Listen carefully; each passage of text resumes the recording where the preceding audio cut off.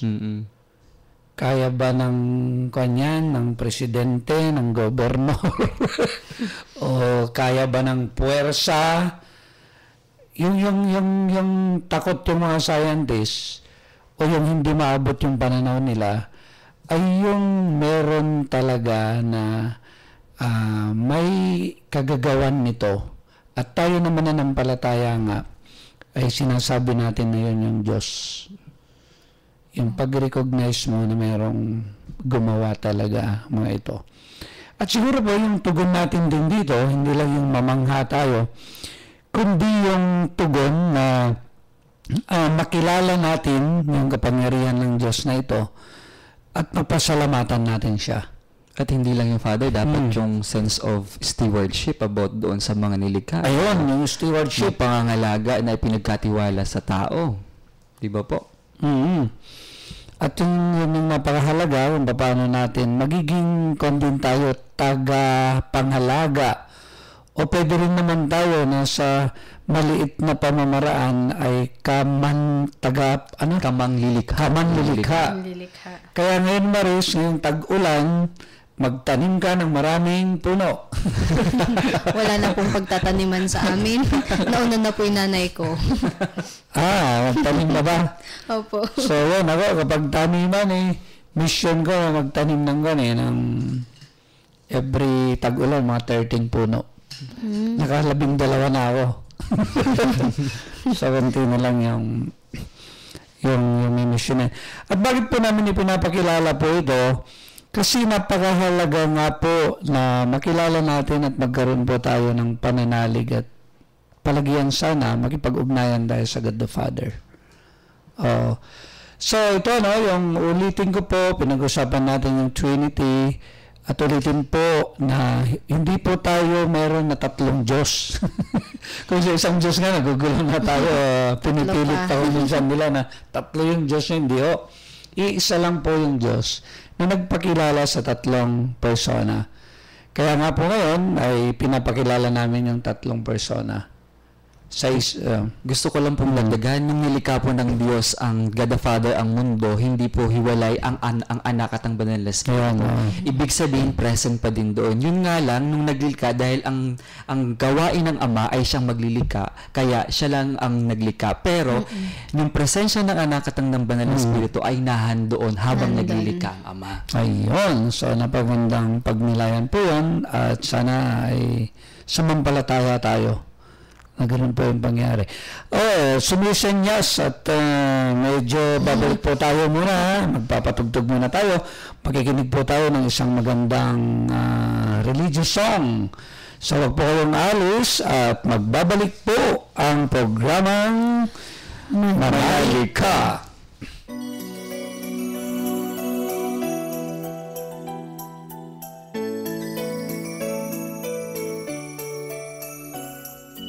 Magpasalamat kayo sa Panginoon na siyang lumikha ng lahat ng bagay dito sa mundo.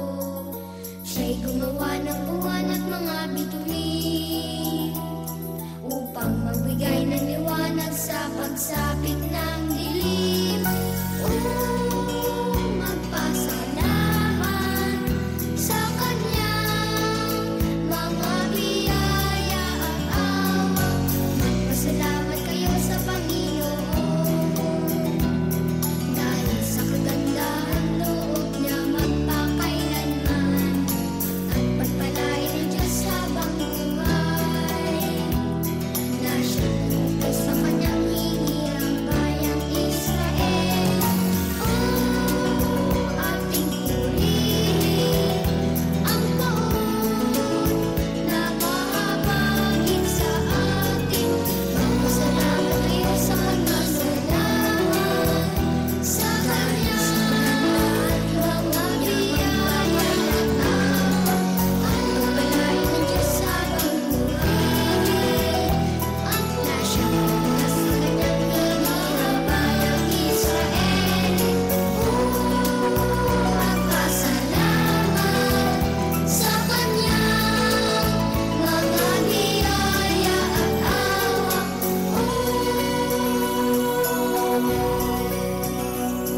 Nagbabalik po ang programang Manalig Ka. Sana po nandyan pa kayo. Huwag po kayong alis. Hindi pong gabsat. Ang paring Ilocano, si Father Bong Romano po. At ito po ay si Maris, ang simpleng Wow kabataan. naman. At eto naman po, si Renz Valente, ang seminaristang Bisaya. Igsoon. Galing na, no, brother? Kapatid. One time, may mga kasama ko nagmisa ng mga pare from sa Bisaya sila. Tapos nung peace be with you, ang gandang pakinggan. Kasi aakapin ka ganyan. Igsuon. Yan ba? Sa peace be with you. Yung kapatid. Ganyan. So, ang gandang pakinggan. So, pinagdinilayan po natin ng misteryo po ng Santissima Trinidad at yun nga po, paulit-ulit na sinasabi namin na wala ho tayong tatlong Diyos, kundi isang Diyos na nagpakilala sa tatlong persona. At kanina nga po, ay ipinapakilala namin yung unang persona, yung tinatawag na God the Father. At napaganda yung explanation ni Brother kanina na pag kumikilos, yung isa ay nandun na hindi humihiwalay. Yung dalawa. Yung dalawa. So, palagyan po yun. Palaging may unity, palaging nagkakaisa yung ganun. At ngayon naman ay, of course, yung God the Son, si Jesus. Ano yung kaalaman mo na tungkol kay Jesus? Sa Maris? Ay, konti pa lang po. Hindi, pero ano po, syempre, si Jesus po, pinadala ng Diyos Ama at pinakilala na siya yung anak. Kumbaga, yun nga po sinabi ni Brother kanina nung nag-uusap kami, na hindi pwedeng ipakita ng Diyos yung sarili niya. Kaya pinadala niya si Jesus para makita natin ng Diyos. At sinabi niya nga na kapag ako'y nakita niyo na, nakita niyo na rin ang Ama. So, kailangan talaga dumaan lahat kay Jesus kasi sinabi niya na binigay sa kanya yung authority ng Diyos Ama. Kaya yun. Isa siyang Diyos talaga. Diba? Yun. At yung paniniwala natin ay siya yung Diyos na nagkatawang tao. At ito, minsan napakahirap unawain to. Diyos siya, bakit magkakatawang tao? Siyempre kung makapangyarihan ng Diyos, pwede niyang gawin yung sarili niya bilang tao. At yung mapaganda nga yung intention, para yung level natin ay madama talaga natin, nakapiling natin ng Diyos. Hindi ba yung Emmanuel, yung title ng God Diyos? is with us. God is with us. At ito yung, pag pinagnilayan mo, yung parang matutuwa ka, kikiligin ka, kasi biro mo yung tagalangit ay naging tagalupa. Opo. Pero ngayon, yung ganong pagmamahal ng Diyos, no? Yung parang napakalayo ay nandito ngayon sa lupa sa pamamagitan ng ating Panginoong Jesucristo. At alam mo yung pinagminilayan ko din na malalim, kasi hindi ba yung masyadong nalayo na yung tao sa Diyos? At yung tinatawag na pag-meet ulit ng tao sa Diyos, yung reconciliation, yung mapagdikit mo, mapag-isa mo ulit yung tao sa Diyos, kailangan may tagapamagitan. Kaya dumating si Jesus. Pindala si Jesus. Kaya tignan mo ang ganda ng nature ni Jesus ay dalawang naturalesa siya, di ba? Yung Diyos at Pagiging tao. Para he represents yung Diyos, para maiabot niya, maibaba niya yung Diyos, at mai-represent din niya yung tao para mag-meet sa kanya yung tao at saka Diyos. Kaya nga tignan mo, siya yung Savior. At napagandang pagnilayan niya kapag ipinapaliwanag ko ito. Tignan nyo nga yung pagmamahal ng Diyos, no? Biro mo yung tagalangit na yan, minarapat pa niya na bumaba dito sa lupa upang tayo na mga taga-lupa ay turuan niya na ugaling makalangit. Dala-dala niya yung ugaling makalangit, di ba? Para tayo naman ng mga taga-lupa ay matuto ng ugaling makalangit. Para balang araw ay pag sinundan natin yung ugaling makalangit, ay makakapunta rin tayo sa langit o magiging mamamayan ng langit katulad ng ating Panginoon. Kaya napaganda na kapag pinagninilayan mo talaga yung mga ganito. Kung bakit ito nagkatawang tao na tagalangit para manirahan dito sa lupa, para itong mga tao na ito na sanay sa ugaling makalupa ay matuto rin ng ugaling makalangit. Kasi yung ugaling makalangit, Yun yung makakatulong sa atin para balang araw maging mamamayan din tayo ng langit. At ipinakita ng Panginoon yun. Kaya nga, He is the way, the truth, And and the life. Yung sa pamamagitan niya, ay makakapunta rin tayo sa kinalalagyan niya ngayon. Kaya parang napakadaling abutin talaga yung langit kasi pinakita ng nagkatawang tao na taga-langit. Opo.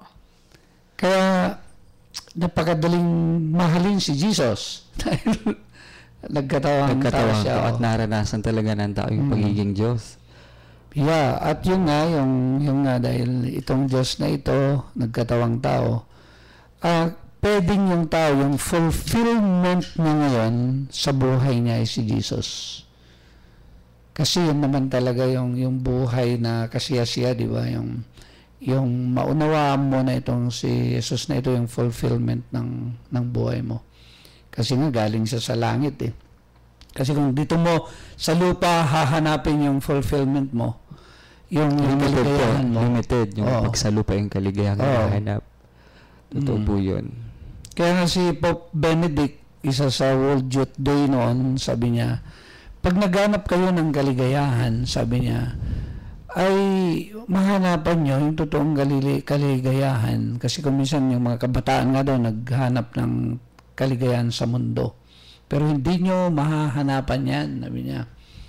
Kasi ang totoong kaligayahan, sabi niya, ay madali namang hanapin. Kasi may pangalan at may muka. Kaya may pangalan, ang pangalan ay Jesus. At mayroong muka, nagpakilala siya bilang tao talaga. Kaya sana maging idol talaga natin din si Jesus, ano? Sabi nga po ni Reverend Richard, nung nag-usap-usap kami tungkol dyan sa Trinity, na yun pong puso natin ay kasing laki ng Diyos, kasing laki ni Jesus, na kahit gaano karaming makamundong bagay ilagay mo, hindi pa rin mapupuno. Pero kapag nandyan na si Jesus, buo ka na, parang gano'n. Kailangan lang siya para mabuo. Kasi siya yung tamang-tama, parang gano'n. Napupuno doon. Pupuno. And of course, yun nga po, yung ikatlong persona sa isang Diyos ay yung God the Holy Spirit. Saan yung katuroan nun nung nag-aaral ka sa seminaryo, brother? Bakit may Holy Spirit? Last Sunday, pinagdiriwang natin yung pagbaba ng banal na Espiritu. Diba yung pangako ni Kristo na kapag babalik siya sa Ama, magpapadala siya ng banal na Espiritu. Kaya patuloy na umiiral at patuloy tayong naniniwala na mayroong Diyos dahil sa banal na Espiritu na ipinadala ng Diyos. Sapagkat sinabi niya, kapag isa o dalawa ay natitipon sa aking pangalang, ako ay naroon. Katulad sa pagtitipon natin narito. Sa pagtitipon na ito, narito ang banal na Espiritu. Sapagkat ang banal na Espiritu, simula sa lumang tipan hanggang sa bagong tipan, ay nahandoon na. Kaya nga, hindi lang, yun nga lang minsan na hindi natin, dahil hindi nga nakikita ang banal na Espiritu, yun nga po yung ang kanyang karakteristik, hindi talaga siya nagpapakita talaga. Pero mayroon siyang mga ginagamit na symbols para maunawaan natin ang banal na Espiritu. Kaya nga po, di ba, pinagtitibay, nagbibigay siya ng, pinababanal ang simbahan sa pamamagitan ng banal na Espiritu.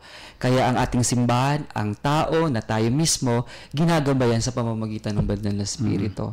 Sapagkat tinutulungan tayong maging banal. Sapagkat yun yung pangako ni Kristo na ipapadala yung kanilang banal na Espiritu. At ganoon din yung napakakuan din yung pag ninilayan mo yung dadamin mo kapag nung sinabi nga ng Panginoon na hindi ko kayo iiwanan na ulila. Hindi kayo pababayaan na ulila. Ipapadala ko yung banal na Espiritu. Pero mo, ano yung pag naunawaan mo na naman yun, yung na pag nilayan mo, talagang ganun tayo kamahal ng Diyos. Hindi niya tayo iniiwanan hanggang sa dulo ng daigdig, hanggang sa dulo ng mundo. Ganun siya, yung magmula sa creation hanggang sa dulo ng daigdig, di ba? Kaya di ba may symbol tayo, yung Alpha and Omega. So, Diyos ang simula, tapos siya yung walang simula, walang katapusan. At ganun din, kung minsan yung pinagdinilayan ko, minsan alam mo, brother tsaka sister, pinagdinilayan, sabi ko, bakit ba may buhay na walang hanggan? Pero mo pwede naman hanggang lupa lang, di ba? Alam mo, pag ninilagaw, sabi ko, kasi ang pagmamahal ng Diyos ay walang hanggan. Yun lang, no?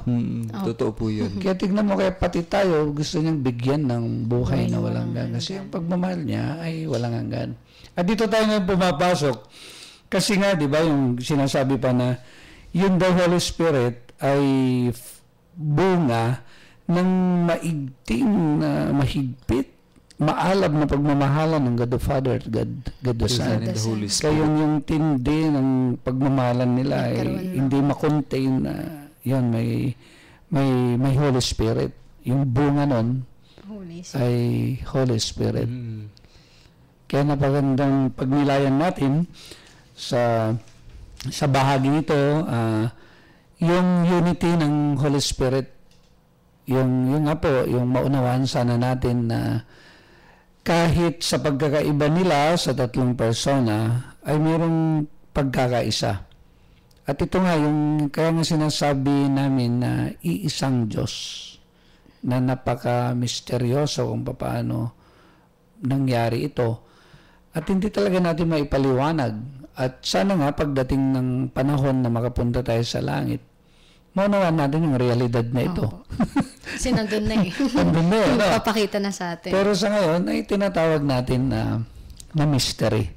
Kumbaga ngayon po, reasoning yun, ito mga reasoning lang na pang-tao lang, pero yung susunod doon, kailangan pananampalataya na lang. Kasi hanggang dito lang yung reasoning natin eh. Susunod doon talaga At kung pananampalataya. naipaliwanag mo na ang Diyos, hindi na Diyos. So wala nang misteryo doon. Misteryo. Hindi naman ikaw ang Diyos. Kasi papaliwanag mo yung kabuuan ng Diyos. Yung talagang, ito na yung kaganapan ng pagpapaliwanag sa Diyos. Hindi pwede yan. Kaya unti-unti lang yung pag-unawa ay paunti-unti, hindi siya pwedeng maunawa mo lahat sapagkat yun nga ay misteryo po. Pero mas maintindihan po natin, ito ay nakatungtong lagi sa pagmamahal ng Diyos. Diba? Yun ang pinakatungtungan lahat ng itong pinag-uusapan natin ngayong gabing ito dahil sa pagmamahal ng Diyos. Kaya, At yun nga, yung magandang tignan din natin, yung relasyon nga, yung relasyon ng tatlong persona ay nabubuklod sa pagmamahal. At yun, may challenge kanina yung sinasabi din ni San Agustin. Paano na yan? where there is love, there is Trinity. So itong misteryo po na ito nga po, ay napakaganda rin na hindi lang misteryo ang pinag-usapan natin kasi ang kondin po nito, yung konkretong pagsasabuhay ng Trinity ay yung pagkakaisa din natin sa pagmamahalan. So kaya po konkreto na pwede nating isabuhay yung pananampalataya natin sa Trinity. Yung una dyan ay nabubuklod sa pagmamahalan. Ay yun nga, yung siguro yung hamon kasi napakahirap talaga na pairalin palagi yung pagmamahalan sa pamilya, sa mga kapwa, sa mga organisasyon na naglilingkod sa simbahan. So napakahirap ng manatili ay yung pagmamahalan tsaka yung unity. Siguro ipagdasal natin yung grasya na yun. Opo. To the inspiration of the Holy Spirit. The Holy Spirit. At yun din, siguro makita natin, yung tinitignan ko nga, yung may pagkakaiba yung tatlong persona na ito. God the Father, God the Son, God the Holy Spirit. Ngunit sa pagkakaiba nga nila, mayroong pagkakaisa. At ito rin yung hamon sa atin, di ba? Minsan masyadong nakakaabala o masyadong yung nakakapaghiwalay sa atin yung mga church workers o sa pamilya, yung pagkakaiba natin. Dahil lagi ang tinitingnan yung pagkakaiba. Bakit hindi natin tingnan kung ano yung pagkakaroon natin ng kung anong meron siya. Instead na tingnan natin yung pagkakaiba, dapat tingnan natin ano bang meron siya at meron similarities. Kasi yun ang magbibigay sa atin dahil pagkakaiba, lagi ang division, lagi ang makikita. Kaya hindi yung mutual Kasi yung mutual yata, hanapin mo yung pagkapareho. Opo. Kundi maganda nga makita mo kung ano yung pagkakaiba niya, tapos yung wala ka. Kaya yung tulungan. Tsaka kung maraming pagkakaiba na magamit sa kabutihan, yung mga karisma na ganyan, So maganda yun. Opo, yun sana po yung mangyari Ayun, talaga na imbis na pagpupuno na lang yung gawin ng bawat galing tao. mo. Oo naman ni Sister Maris. Ay, sister Tama ka. talaga. Sister talaga. Oo. At ito nga, minsan, di ba, minsan ayaw mo siya kasi hindi mo ka-vibes. Opo, yun talaga yun eh. Lalo na, Alam mo, one time yung itong si Bishop, napakalalim yung spirituality niya. Ako'y pinapaliwanag ko one of our meetings, yung Bible sharing na sana, sabi ko, alam na natin yung weakness ng bawat isa. At sana nga, sabi ko gano'n, yung weakness ng bawat isa, turuan din natin na yung weakness natin ay mabago. Para, kasi sabi ko na, yung nagba-Bible sharing kami, hindi ko na lang sabihin yung mga pangalan. No?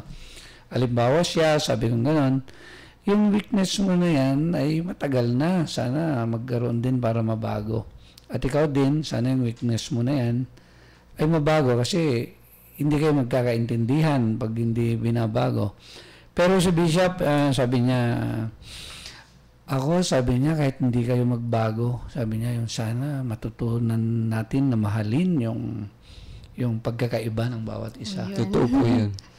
Yung po kahit di ka magbago, ay mamahalin kita kasi naunawaan kita na. ay, opo, parang yung song na pag-ibig. Paano mo kayo pakanta mo? Ano yan eh? Hindi ka kailangan magbago. Ayan, di ba? Ang ganda nun. Kahit ito'y mas ibig ko. Kasi pahal niya pa rin tayo kahit na hindi tayo. Oo nga eh. Ang ganda nung Sana ganun yung pagtingin natin sa bawat isa. No? Kasi yung minsan, pag di ka nagbago, ay hindi pwede. Opo. Away tayo. Conditional po ating pagmamahal. Ayun, yun. Alam mo, nung narinig ko kay Bishop doon, sabi ko, hirap naman nun. Totoo po, napakahirap talaga. So yun nga po, at kanina yung sinasabi nga natin, yung pag may unity din kasi, mas nagagawa yung pagmimisyon. Pag may love, mas nagagawa yung pagmimisyon. Opo. Kaya tingnan niyo yung mission ng tatlong persona, di ba? Creator, tagapaglalang, Savior, tapos yung God the Holy Spirit, nag-guide siya, and then nagpo-purify sa atin. Kaya, so ito po, yung pagninilay natin sa Holy Trinity, hindi lang po na isang dogma na tinignan natin, hindi lang na isang tinatawag nga po na misteryo, pero may mga konkretong hamon din sa atin.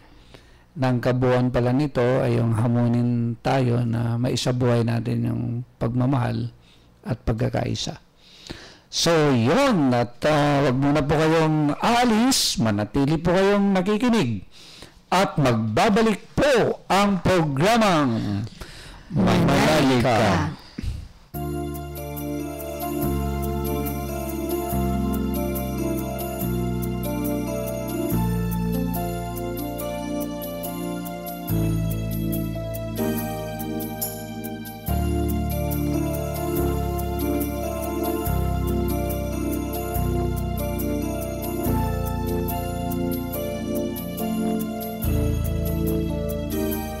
Kung nag-iisa at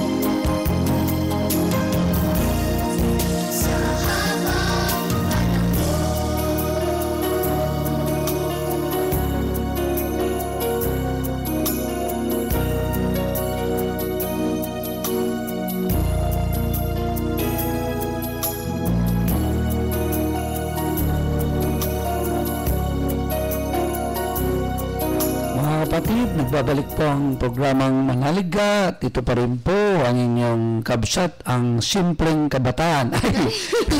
Ang paring Ilocano, si Father Bong Romano po. Ako po hindi po kasi ako marunong mag-Ilocano, kaya akin na lang yun, Fads. Ako po si Maris, ang simpleng kabataan. Yan, siya pala yun.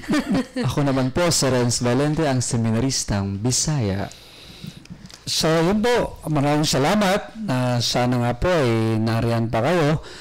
At ito nga po, napaganda yung pinagnilayan natin, yung pinagnilayan natin, yung tinatawag na Santissima Trinidad. At ito nga po, ulitin ko, ay isang napakalaki po na ang kailangan na ipaabot natin dito yung pananalig, yung pananampalataya natin. Dahil ito ay isang napakalaking misteryo. At ito nga po, yung tayo nga po ng mga Catholic, marami tayong mga expression na ginagawa dito sa pagpapayag ng panampalataya natin, katulad nga po ng sign of the cross. Tapos pag nagbibinyag tayo, ito po yung Trinitarian formula natin, binibinyagan sa ngalan ng Ama, ng Anak, ng Espiritu Santo. And of course, kapag nire-recite natin yung sumasampalataya, yung profession of faith, ipinapahayag din po natin yung pagsampalataya natin sa Santissima Trinidad. At ganoon din kapag nagdarasal tayo, palagian sa dulo po ng dasal natin ay may God the Father, sa ngalan ng Ama, ng Anak, at ng Espiritu Santo. So, napaganda po na tayo ng mga Catholic ay yung mapanlikhang pananampalataya na may mga expression tayo. Kaya ako natutuwa ako sa pagiging Katoliko, lalo na yung apelido ko, Romano. Romano, napaka manlilikhang mananampalataya, no? Na na-express po natin yung faith natin. And of course, kanina rin po, pinagnilayan natin yung pagpapayag nga po ng tatlong persona. In-appreciate nga po natin at minanalig tayo sa God the Father na siyang manlilika. And of course, yung pagmamahal ng God the Father na ipinadala niya yung kanyang bugtong na anak na naging kapiling natin yung tagalangit. Ito nga, yung Emmanuel, kapiling natin ang Diyos sa pamagitan ni Jesus. And of course, yung nga po, hindi niya tayo iniwanan na nag-iisa, na ulila. Ganun niya tayo kamahal, itong Panginoon, ng Diyos. At ipinadala niya yung kanyang banal na Espiritu.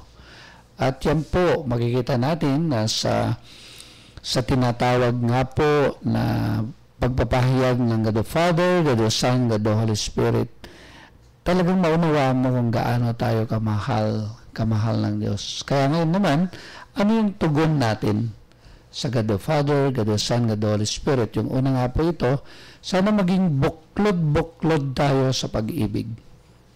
Kasi napaganda yung sinabi mo kanina, no? Yung kay Saint Augustine.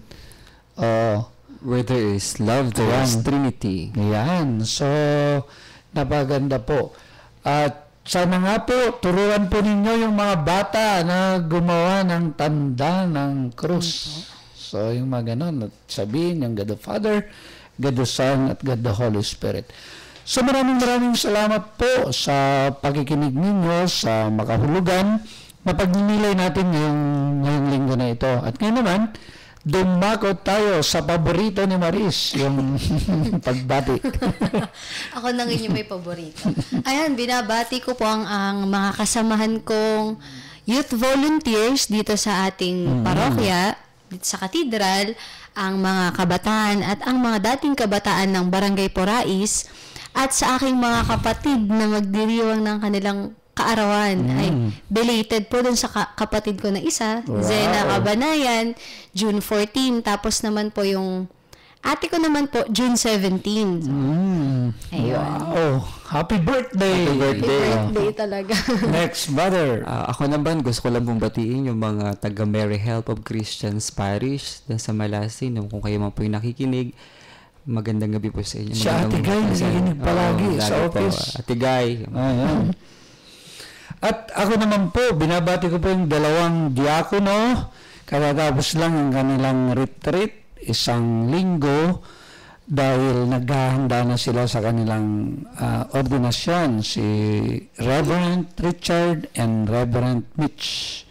So, sana po patuloy na ipagdasal po natin sila para patuloy na talagang maging masigasig sila sa pagiging diakono, and of course, pag na-ordinan na po sila bilang pare. Pangalawa po, yung mga nakikinig po sa mga barangay na nasa sakupan ng Muñoz, pag nagbabahay-bahay kami, sabihin nila, ay, ito pala si Father, yung parang Ilocano. Ganon. Kasi ako naman, ay kakantahin ko, manalig ka. Nagbabalik po ang programang manalig ka. Tuwang-tuwa sila. Nagpapabati. So, po, sa